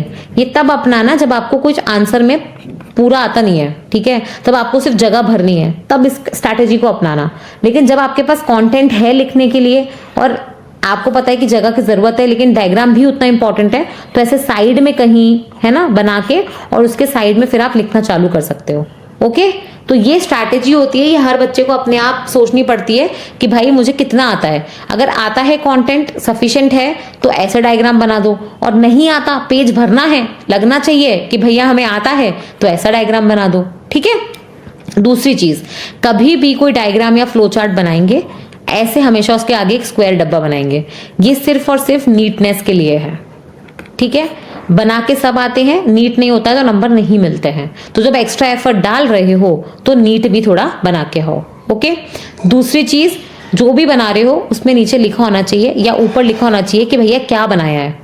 उसको नहीं पता एग्जामिनर को, आपने एक आंसर लिखा है, उस आंसर में भी हो सकता है 5-6 चीजें जिस पर डायग्राम बन सकता है, तो आप उस एग्जामिनर का टेस्ट क्यों ले रहे हो? आप ऊपर लिख के आ जाओ कि भैया ये इस चीज के बारे में है, ये मिनरल डिस्ट्रीब्यूशन अक्रॉस ग्लोब के बारे में है। एक लाइन लिखने में बहुत ज्यादा मेहनत नहीं लगेगी, बट ये एक्स्ट्रा होता है ना, एक नीटनेस वाला एंगल ऐड कर देगी आपके डायग्राम्स में। दूसरी चीज, जो भी बना रहे हो लेबलिंग करो, एटलीस्ट जहां पे, जैसे आपने पूरा वर्ल्ड मैप बनाया, आप क्या वर्ल्ड मैप की लेबलिंग करोगे क्या? नहीं। आप सपोज करो उस वर्ल्ड मैप में कुछ पर्टिकुलर चीज दिखाना चाहते हो तो वहां की लेबलिंग जरूर कर दो। ठीक है, तो ये कुछ मतलब बोलते हैं ना अपन, बेसिक रूल्स होते हैं आपके डायग्राम्स के, और इनको जरूर फॉलो करना चाहिए। एक बार अपनी जो अभी आंसर राइटिंग करोगे ना, आप अभी मेंस के आंसर्स या मॉक पेपर्स दोगे, वहां पे ट्राई करना, और फिर वहां पे नंबर बढ़े तो मुझे जरूर बताना कि मैम सच में ये काम करता है। ओके, अब एक चीज और है, देखो मैं इसका बेसिक समझा देती हूँ, अपन नेक्स्ट क्लास में इसको थोड़ा और विस्तार से ले लेंगे। आपने ना ये पढ़ा होगा कि हमारा पृथ्वी जो है पहले एक ऐसे कॉन्टिनेंट्स या महासागर और महाद्वीप में बटा हुआ नहीं था, एक बहुत बड़ा विशालकाय महाद्वीप था, पूरा बड़ा कॉन्टिनेंट जिसको अपन सुपर कॉन्टिनेंट बोलते हैं, वो हुआ करता था, जिसका नाम था पेंजिया, और उसके आसपास ही एक ही बड़ा महासागर होता था, उसको बोलते थे पैंथेलासा, पेंजिया और पैंथेलासा। फिर थोड़े सालों बाद मतलब millions of years ago, 50 million साल बाद, जैसे ये चीज हुई 250 मिलियन साल पहले, तो कुछ 225 के आसपास है ना, ये बेसिकली ब्रेक होता है, और ये जो कॉन्टिनेंट था वो 2 हिस्सों में ब्रेक होता है। एक बनता है ऊपर वाला लॉरेशिया, ठीक है, जिसको अपन अंगारा लैंड भी बोलते हैं, और नीचे होता है अपना गोंडवाना लैंड। इनके बीच में आता है एक टेथिस सी, ठीक है, क्या बोलते थे उसको? Tethys sea. फिर थोड़े टाइम बाद और गए तो हमने देखा लॉरेंशिया ब्रेक हो गया, नॉर्थ अमेरिका, उत्तरी अमेरिका और यूरोप में, और जो एक गोंडवाना है ये भी ब्रेक हो जाता है आपका दक्षिणी अमेरिका, अंटार्कटिका, इसमें इंडिया भी है, ऑस्ट्रेलिया भी है, अफ्रीका भी है, ऐसे बहुत सारी चीजों में। और फिर हम देखते हैं आज प्रेजेंट पे आ जाते हो, जहां पे ये ऐसे कॉन्टिनेंट्स आज उस रूप में जिस रूप में आप इन्हें देख रहे हैं। तो इसका मतलब क्या है कि आपने ये देखा कि बहुत मिलियन साल पहले कुछ और हुआ करता था, आज कुछ और है, ठीक है, और आगे वापस क्या बोलते हैं, फिर से मूवमेंट होगा। समझ में आ रहा है? इसका मतलब है कि हमारी पृथ्वी जो है पहले जैसे दिखती थी और अब कैसे दिखती है वर्सेस आगे कैसे दिखेगी, उसमें बहुत चेंजेस हो, पहले भी हुए थे, अब भी हो रहे हैं और आगे भी होंगे। बट इन चेंजेस को होने में क्या लगते हैं? Millions of years. तब तक आप, आपकी साथ पुश्ते सब निकल लेंगी, ठीक है तो कोई नहीं बचेगा, उसके बाद ये चेंजेस होंगे। ओके, तो इन्हीं चेंजेस को स्टडी करने के लिए क्या होता है कि क्या चेंजेस हुए हैं, कैसे हमारे यहाँ पे ओशंस और कॉन्टिनेंट्स डिस्ट्रीब्यूटेड हैं, इसी के लिए बहुत सारी थ्योरीज प्रपोज करी गई थी, ठीक है। तो उसमें आपने, मैं नाम बता दे रही हूँ, जैसे आपने कॉन्टिनेंटल ड्रिफ्ट थ्योरी का नाम सुना होगा, आपने सी फ्लोर स्प्रेडिंग का नाम सुना होगा, ठीक है, आपने आर्थर होम्स की कन्वेक्शन करंट थ्योरी सुनी होगी, और लास्ट जो सबसे पॉपुलर थ्योरी है जिसके बेसिस पे आज हम एक्चुअली पूरा स्टडी करते हैं, प्लेट टेक्टोनिक्स। ये 4 थ्योरीज जो हैं ये आपने पढ़ी होंगी। अब मेंस के पर्सपेक्टिव में क्या होता है, आपसे कोई भी एक थ्योरी पे पूछ सकते हैं, या फिर इन चारों थ्योरीज में से कोई एक दो थ्योरी देके उनका कंपैरिजन, क्या एडवांटेजेस, डिसएडवांटेजेस, चैलेंजेस, क्या उसकी प्रॉब्लम्स थी, क्यों ये क्या डिफाइन नहीं कर पा रही है, वो चीजें भी पूछ सकते हैं। ओके, तो यही है पूरा, ठीक है। तो यही सारी थ्योरीज इसमें आगे अपनी रह गई हैं। तो ये थ्योरीज से अपन अब कल शुरू करेंगे। ओके, आज की क्लास अपन यहीं पे एंड करेंगे, ये तो फिर ये बहुत लंबा हो जाएगा क्योंकि अपन एक साथ लेंगे सारी थ्योरीज। अब मैं ये क्लास है ना डिस्कशन के लिए खोल रही हूँ, 1 मिनट। हाँ, अब मुझे बताओ किसी को कोई डाउट है आज की क्लास में, कोई भी ऐसी चीज रेडियल टेंजेंशियल जो मैंने बोला हो, कुछ समझ में नहीं आया हो, या कोई और सब्जेक्ट का डाउट है तो पूछ लो, कोई दिक्कत नहीं है, क्लास मैंने खोल दी अभी डाउट्स के लिए। वेरी गुड अंचल, एपिरोजेनिक और ओरोजेनिक समझाया है। अंचल 7 लेयर्स है 6 लेयर्स हैं सन की? 7 है। 7 कैसे हुई? कोर, रेडिएटिव, कन्वेक्टिव, 6 है मैम। हाँ, क्रोमोस्फेयर, फोटोस्फेयर, कोरोना, 6 है ना? 6 है, 3 इनर 3 आउटर। करेक्ट है ना? इसको करेक्ट कर लेना अंचल, इसमें 6 हैं। अच्छा हाँ, एक चीज और है जो मैं ऐसे ही बता देती हूँ, वो नोट्स में मेंशन नहीं है, कि आपका जो क्रस्ट होता है उसके अंदर होता है सियाल, ठीक है, सिलिकॉन और एल्यूमिनियम। 1 मिनट रुको, मैं ये सॉरी मैं ये शेयर कर रही हूँ स्क्रीन। ये चीज यहाँ मेंशन नहीं है, बट मतलब बेसिक चीज है, पढ़ी होगी पर फिर भी बता देती हूँ। देखो, अपना जो क्रस्ट होता है, मेंटल होता है और कोर होता है। कोर के अंदर होता है नाइफे, इसको याद करने का तरीका होता है नाइफे, निकल और आयरन, ठीक है।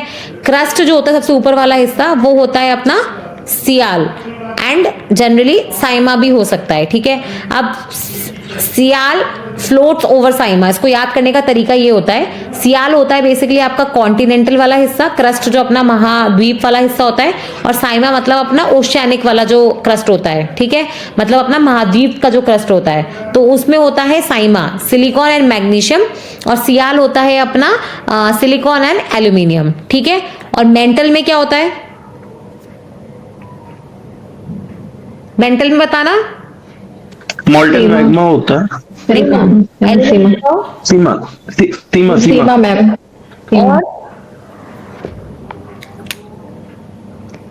और अरे मेंटल में सिर्फ सीमा ही होता है क्या? आयरन, मैग्नीशियम वगैरह भी होता है। करेक्ट है, इसमें थोड़ा ना आयरन का भी कंपोनेंट आ जाता है, ठीक है। तो ये याद रखना है अपने को, साइमा तो है ही इसके अंदर, पर इसमें आयरन का भी कंपोनेंट आ जाता है। तो ये एक चीज थी जो क्योंकि यहाँ पे मेंशन करी थी तो मैंने एक बार बता दी। ओके, फिर यहाँ पे क्या लिखा है? कलर कोडेड जोनेशन 2, 3, 4, 5 करेक्ट है। ट्रांसफर्स और ये बताया गया है, जियोमैग्नेटिज्म बताया है, ठीक है, ये अपने को समझ में आ गया। एस्टेरॉइड बता दिया है, मीटेरॉइड, पीस ऑफ एस्टेरॉइड या कॉमेट, ठीक है। कॉमेट क्या होते हैं? देखो 3 चीजें हैं, मैं एक बार यहाँ पे समझा देती हूँ, इसमें बच्चों को ना कंफ्यूजन होता है। एक होता है अपना एस्टेरॉइड, एक होता है मीटेरॉइड, और एक होता है कॉमेट। कॉमेट वो होता है जो अपन बोलते हैं ना टूटता हुआ तारा सा गया, ठीक है, कि उसके पीछे से पूंछ निकलती है, उसमें बेसिकली थोड़ा सा आइस होता है, और वो आइस वाला जो हिस्सा होता है जब आपके सन के सामने से गुजरता है तो वो वेपराइज हो जाता है, ठीक है, जिस वजह से आपको लगता है कि तारा टूट रहा है, वो होता है कॉमेट। ओके, फिर एक होता है आपका एस्टेरॉइड, तो मैंने बता दिया ना, वो छोटे छोटे पत्थर है जो आपके जनरली मार्स और जुपिटर, मंगल और बृहस्पति के बीच में घूम रहे हैं, ठीक है, पर जुपिटर के आगे पीछे भी फंसे हुए हैं वो, ठीक है। वो अपन ने पिछली क्लास में देखा था लेग्रांजे पॉइंट वाला, वो उधर स्टक है। और एक होता है, तो एक बेल्ट टॉपर। हाँ है ना, ये बस मतलब इनमें कंफ्यूज मत होना। देखो यूपीएससी मेंस में ना ये चीजें पूछी जा चुकी हैं, यूपी पीसीएस मेंस जो है ना वो यूपीएससी की तरफ ही जा रहा है। तो अगर कोई चीज वहां पे पूछी जा चुकी है ना, तो इसका मतलब है कि वो यहाँ पे पूछे जाने की संभावना भी बहुत है, तो उस चीज को थोड़ा सा लेके चलो। और तीसरी चीज जो है ना वो है आपकी मीटेरॉइड। मीटेरॉइड मतलब ऐसा समझो कि कोई पत्थर है, पत्थर का टुकड़ा है, वो भी सन के अराउंड ही चक्कर काट रहा है, वो हमारी कई बार हमारी पृथ्वी के ऊपर वातावरण से गुजर जाता है और कई बार हमारे पे गिर भी जाता है नीचे, ठीक है। तो ये इन तीनों चीजों में फर्क है। और हाँ, और रिफ्लेक्शन और रिफ्रैक्शन मैंने बता ही दिया था। रिफ्लेक्शन हमेशा याद रखना, देखो चीजों को ना प्रैक्टिकल चीजों से याद रख लो। रिफ्लेक्शन मतलब क्या होता है, जब आप कांच के सामने खड़े होकर खुद को देख रहे हो तो लाइट टकराई, लाइट वापस आई और उस वजह से हम अपने आप को देख पा रहे हैं। और रिफ्रैक्शन मतलब जब आप पानी में खुद को देखते हो तो अपना चेहरा थोड़ा डिस्टॉर्टेड दिखता है ना, तो वो इसलिए दिखता है क्योंकि लाइट ऊपर नीचे बेंड हो रही है। तो चीजों को हमेशा लॉजिक से समझना, लंबे टाइम तक याद रहेंगी। ओके, आई थिंक मैंने शायद कमेंट सेक्शन का भी सब कुछ एड्रेस कर दिया है। अब बता दो और कोई डाउट है क्या, कुछ भी और डाउट है ज्योग्राफी या कोई किसी भी और चीज में भी, ज्योग्राफी के आगे पीछे कोई हिस्से में? मैम मैम, क्या आपने जो बोर्ड का एग्जाम, प्रश्न, एक एक करके। हाँ हाँ, मैम क्या पर्सनली आपसे बात हो सकती है? पर्सनल ईमेल से हाँ ले लेना नंबर, सृष्टि को बोल देना, वो गूगल मीट अरेंज कर देगी। Okay ma'am, thank you. Admin team को बोल देना, वो गूगल मीट अरेंज कर देंगे। और बताओ, हाँ अंचल बताओ। मैम आपने जो बोर्ड का एग्जांपल दिया था उसमें ma'am bio and force act करता है ना वाटर का, जो उसको मतलब कहीं ना कहीं हेल्प करता है हाँ, फ्लोट करने में। मैंने तो डेंसिटी के घनत्व के पर्सपेक्टिव में कहा था कि कोई भारी चीज जो होती है वो डूब जाती है और कोई जो हल्की चीज होती है वो रह जाती है। जो बोट तैर रही है उसपे एक तो बोट की जो शेप होती है वो, दूसरा जो बॉयंसी लग रहा है वो, और बॉयंसी जो होता है कहीं ना कहीं डेंसिटी से इफेक्ट होता है, मास से इफेक्ट होता है, क्योंकि जो नीचे लगने वाला जो फोर्स होता है F=mg, वो ऊपर बॉयंसी से एडजस्ट होता है ना, तो वो चीज है। और बताओ, हाँ मुस्कान बोलो। मैम बस यही था, पर्सनली आपसे थोड़ी गाइडेंस लेनी है, थोड़ा कुछ। ठीक है, कोई दिक्कत नहीं है। ओके, और किसी को कोई डाउट है? नहीं तो अपन फिर क्लास यहीं पे खत्म करेंगे। अगली क्लास में अपन कॉन्टिनेंटल, कन्वेक्शन और अपना सी फ्लोर स्प्रेडिंग और प्लेट टेक्टोनिक्स, ये चारों समझा दूंगी मैं। ओके, तो थोड़ी सी क्लास अगली वाली भी थोड़ी सी लंबी रहेंगी बट इंटरेस्टिंग होगी। ओके मैम, चलो, मैम एक बार सिलेबस बता दीजिएगा तो कंफर्म कर, मैं इनको ना आज एडमिन टीम को बोल देती हूँ, वो थोड़ा सा हाई, क्योंकि मैम यूपीएससी का सिलेबस है। नहीं नहीं वो मैं आपको इसमें बता दूंगी, है ना। ओके, वो हाईलाइट करके okay ma'am, thank you ma'am. नहीं आएगी। चलो ठीक है, ओके गाइस, फिर अपन फिर से मिलेंगे। Thank you so much, good night. Thank you. Thank you ma'am. Thank you ma'am, good night ma'am. Good night.